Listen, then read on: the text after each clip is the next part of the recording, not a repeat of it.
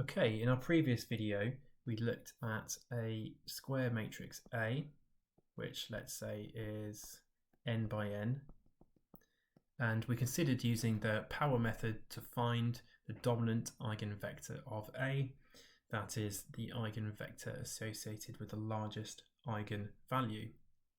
As part of that proof, we assumed that A was symmetric. And this implies that its eigenvectors are orthogonal. So, for example, in 2 dimensions, if A is symmetric, then its eigenvectors might look like this. You have maybe a v1 and a v2. The key thing to note is that the dot product of v1 and v2, which we could just write as v1 transpose multiplied by v2, is equal to 0.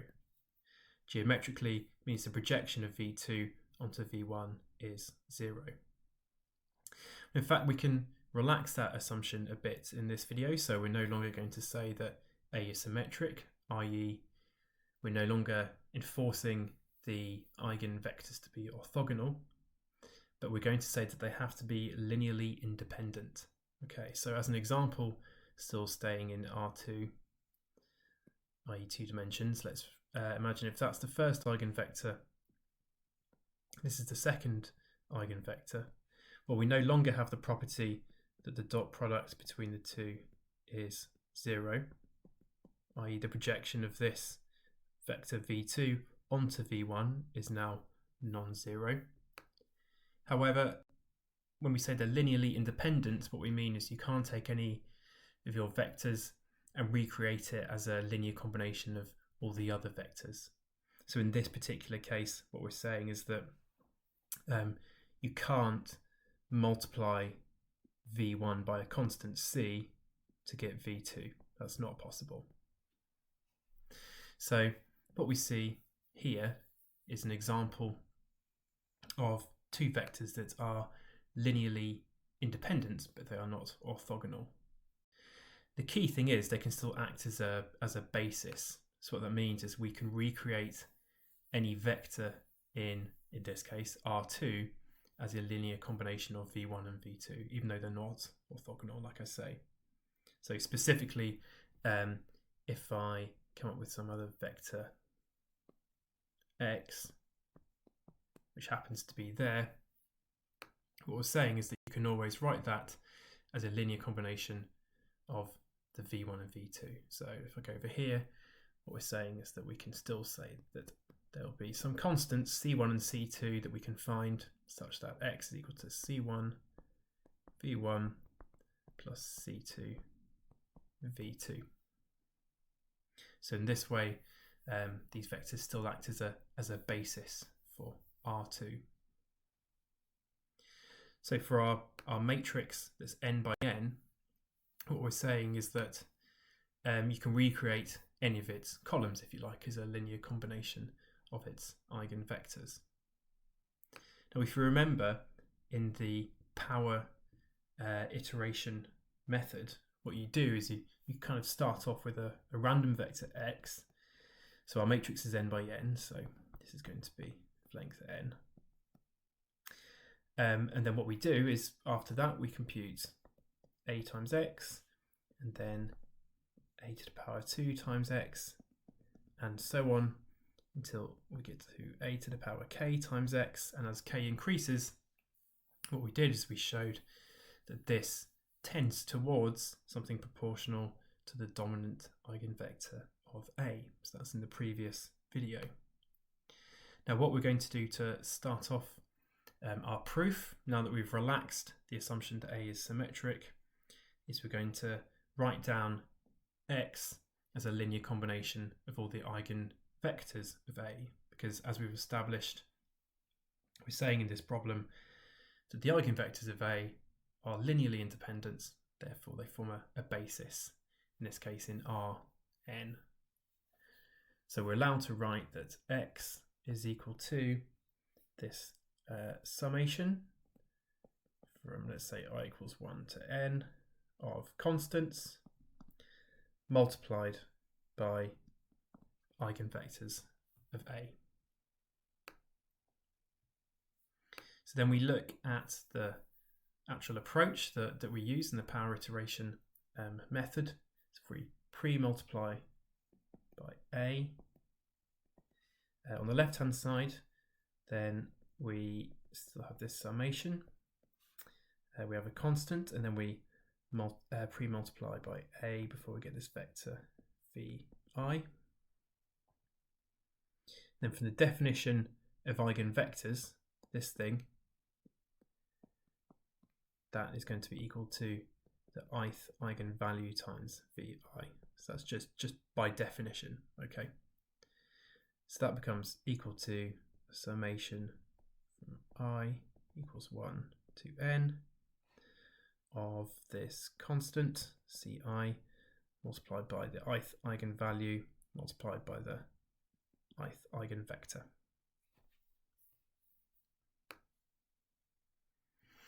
So we go to the next step. So pre-multiply by A again. And that comes out as being this summation from I equals 1 to n.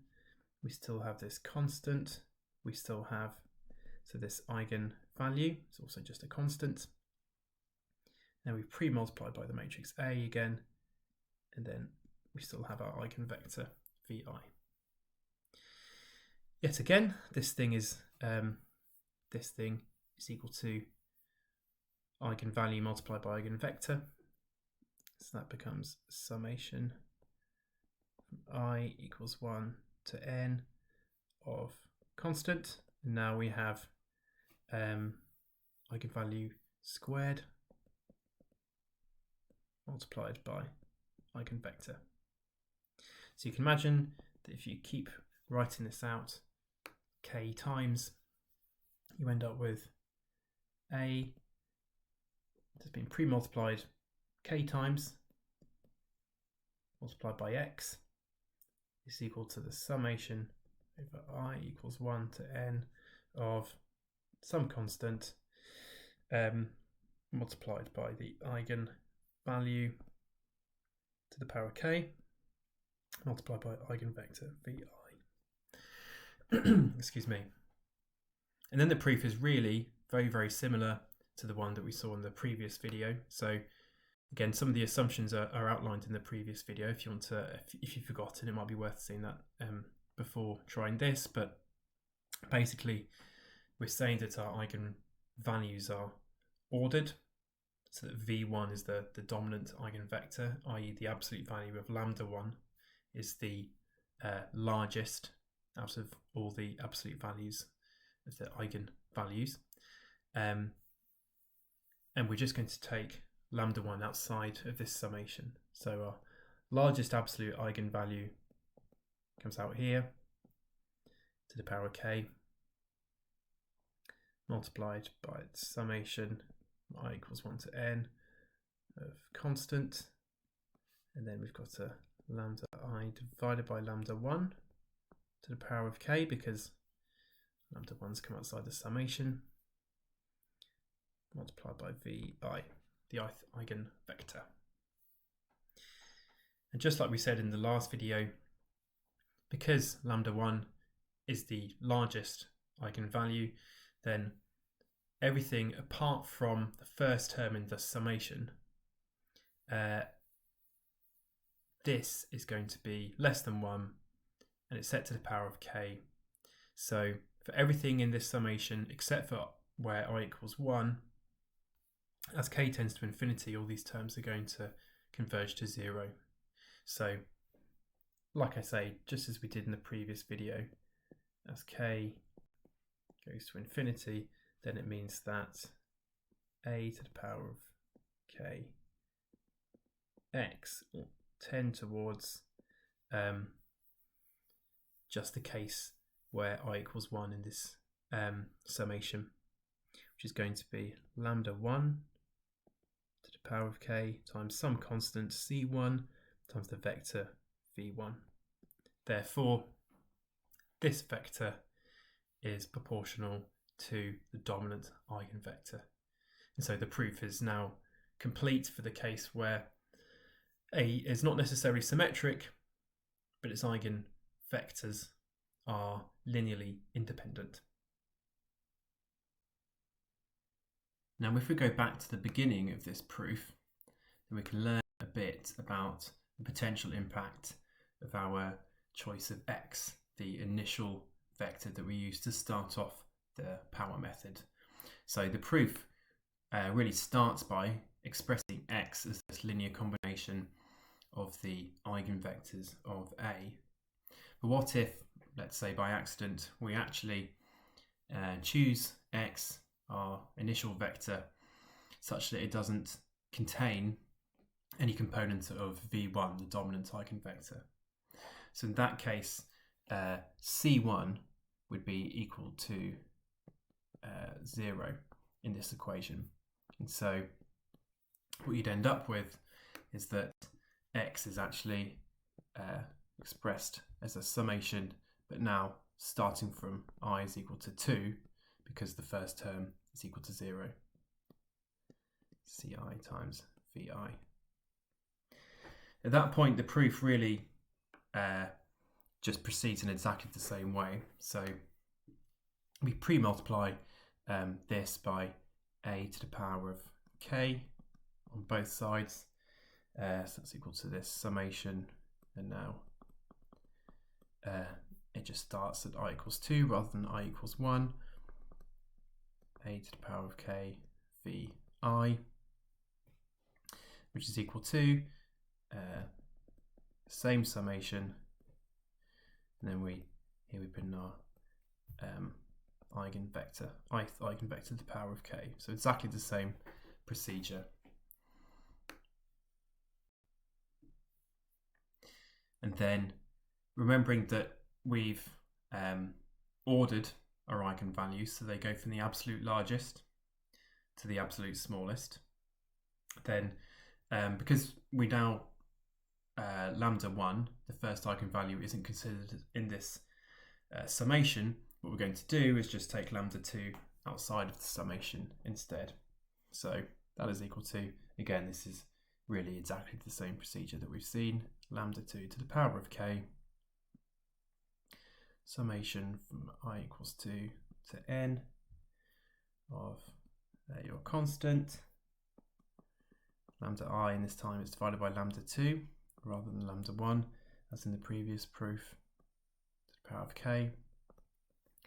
Then exactly the same thing, because our eigenvalues are ordered, then this term here, for everything beyond I equals 2, this term tends to 0, and so what happens is this tends towards your second eigenvalue to the power of k times by the second constant multiplied by 1 multiplied by the second eigenvector. So this shows that if your initial estimate x doesn't contain any components of the dominant eigenvector, then the power method will in fact converge to the next dominant eigenvector, so v2 in this case. So the proof does kind of illustrate how those initial conditions, if you like, can influence how the algorithm behaves. Of course, it might be the case that you would like to find some different eigenvalues and eigenvectors beside the dominant one. And so you might decide to use the power method to find, for example, all the eigenvalues and eigenvectors of A. So it's worth briefly thinking about how you might go about doing this. What we're going to do is think about something called the shifted power method, where we're going to take our matrix A and we're going to shift it. That is, we're going to take off the identity matrix multiplied by some constant mu. So we're going to call this the shifted matrix, and now we're going to think about the eigenvectors and eigenvalues of that shifted matrix. So I'm going to write the eigenvectors as u's. So let's say we've got a kth eigenvector for our shifted matrix. And then we're going to write the eigenvalues as alphas, like we have here. So now just expanding the brackets, we have that A multiplied by UK minus mu UK. Same on the right hand side. I'm going to add left and right hand side by this term here. So we end up with A multiplied by UK is equal to an alpha K plus mu multiplied by UK. Okay, so what we've got is something that looks very similar to the original eigenvalue problem. So if A multiplied by UK is equal to some constant multiplied by the vector UK again, then UK must be the eigenvectors of A. So in other words, these U's are actually equal to the original eigenvectors, the V's. So by shifting this matrix, the eigenvectors have stayed the same. They're still equal to the eigenvectors of A. But the eigenvalues have changed. So again, if this is an eigenvector of A, then this is equal to lambda K, the eigenvalue of A. So these alphas are not necessarily equal to these lambdas. So shifting the matrix has kept the eigenvectors the same, but changed the eigenvalues. So expanding on this part here, what we're saying is that the kth eigenvalue of A is equal to the kth eigenvalue of the shifted matrix plus this constant mu.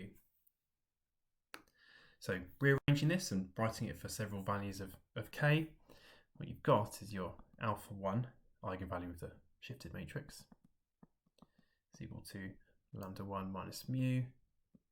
Alpha 2 is equal to lambda 2 minus mu. Lambda 3 is equal to, alpha 3 is equal to lambda 3 minus mu, and so on. And what's going to happen now is if you run the power method on the shifted matrix, then it's going to converge to the value of alpha that has the absolute largest magnitude. Once you get that, you add the shift back on and you can recover perhaps a different eigenvalue of A. So different from the dominant, which is what we've looked at so far. So just as an example, if you definitely didn't want to find lambda 1 again, then one of the things you could do is you could set the shift equal to lambda 1. So that would mean that this alpha 1 is effectively equal to 0. So that's not something that the algorithm is going to converge to. What you'll end up with is there'll be an alpha 2, which is equal to lambda 2 minus lambda 1, and alpha 3, which will be equal to lambda 3 minus lambda 1, and so on. And so now we'll converge to a particular alpha, where then, once you've added lambda 1, you can recover one of these different eigenvalues. You might not know, though, which eigenvalue you're going to converge to. So again, it's all about you'll converge to the eigenvalue for which the absolute value of these terms on the right hand side is largest. So in reality, or in practice rather, if you were using this approach to try and find all the eigenvector combinations of A, then you might have to run the power method lots of times for lots of different shifted matrices, i.e. trying lots of different values of mu, which might be really inefficient. And in fact, in practice, it's not usually how we'd find all of the eigenvectors of A. But it's worth going through this stuff because, as you'll see in later videos, the power method really is a foundation for loads of other really important things in linear algebra.